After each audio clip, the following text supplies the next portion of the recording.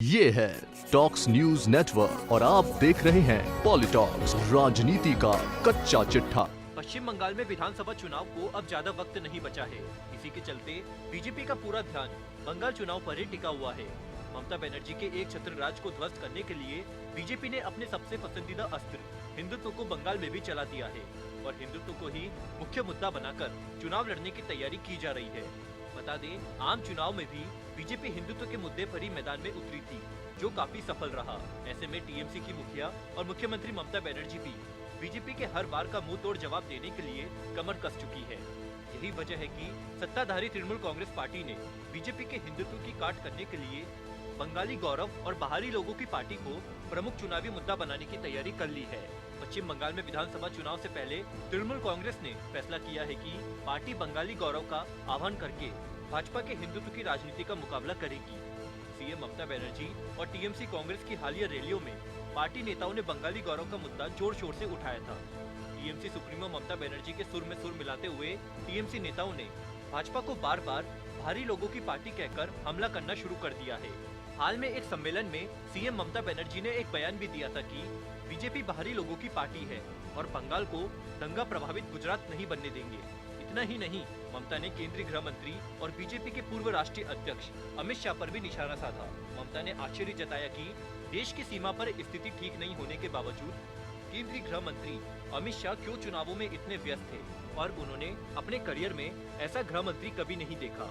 ममता ने कहा कि बंगाल में बाहरी लोगों के लिए कोई जगह नहीं है, खास तौर पर जो लोग सिर्फ चुनावों के दौरान राज्यों में आते हैं और राज्य की शांति को बाधित करने की कोशिश करते हैं, उनका यहाँ कोई स्वागत नहीं है। वहीं बंगाल चुनावों में बीजेपी का मैनेजमेंट संभालने के लिए पार्टी ने अपने आईटी सेल प्रमुख अमित मालवीय को भेजा है, तो टीएमसी कांग्रेस ने अपने मंत्री ब्रात्य बसु को मैदान में उतार बंगाली गौरव जताने की कोशिश की।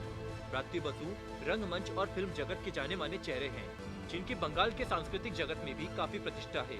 वहीं सिंगूर और नंदीग्राम की घटनाओं के दिनों में ममता बनर्जी के परिवर्तन का समर्थन किया और सक्रिय राजनीति में शामिल होने का संकल्प लिया था। पिछले साल कलकत्ता में अमित शाह के रोड शो के दौरान ईश्वर चंद विद्यासागर की प्रतिमा के अपमान का आरोप लगाते हुए बसु ने इसे भी बाहरी लोगों द्वारा बंगाल और बंगाली संस्कृति पर हमला बता दिया। इधर ममता बनर्जी के बाहरी और बंगाली गौरव का मुकाबला बीजेपी ने डॉक्टर श्याम प्रसाद मुखर्जी के जरिए दिया है। बंगाल के बीजेपी अध्यक्ष दिलीप घोष ने पार्टी का बचाव करते हुए कहा है कि एक बंगाली डॉक्टर श्याम प्रसाद मुखर्जी ने इस पार्टी की स्थापना की थी।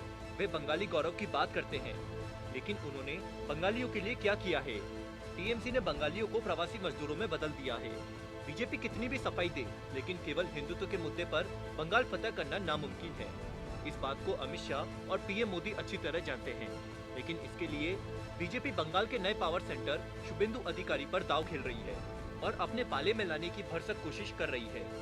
बीजेपी ने तो यहाँ तक कह दिया है कि हम ऑक्सीजन सिलेंडर लेके घूम रहे हैं, आओ हमारे साथ जुड़ो और खुले में सांस ले। आप कोरोना जैसे माहौल में क्यों रह रहे हैं? हिंदुत्व के साथ बीजेपी गौ तस्करी और प्रदेश में बढ़ती हिंसा की घटनाओं को आतंकी घटनाओं का नाम लेकर भी ममता सरकार को घेरने का काम कर रही है। बीजेपी बार बार 200 सीटों पर जीत का दावा ठोक चुकी है, जबकि ममता बनर्जी बंगालियों से बीजेपी को मार भगाने का आह्वान कर रही है। अब देखना ये होगा कि बीजेपी के हिंदुत्व के मुद्दे पर टीएमसी का बंगाली गौरव और बाहरी का दाव कितना सफल साबित हो पाता है। पॉलिटॉक्स ब्यूरो, दिल्ली। ये है टॉक्स न्यूज नेटवर्क और आप देख रहे हैं पॉलिटॉक्स, राजनीति का कच्चा चिट्ठा।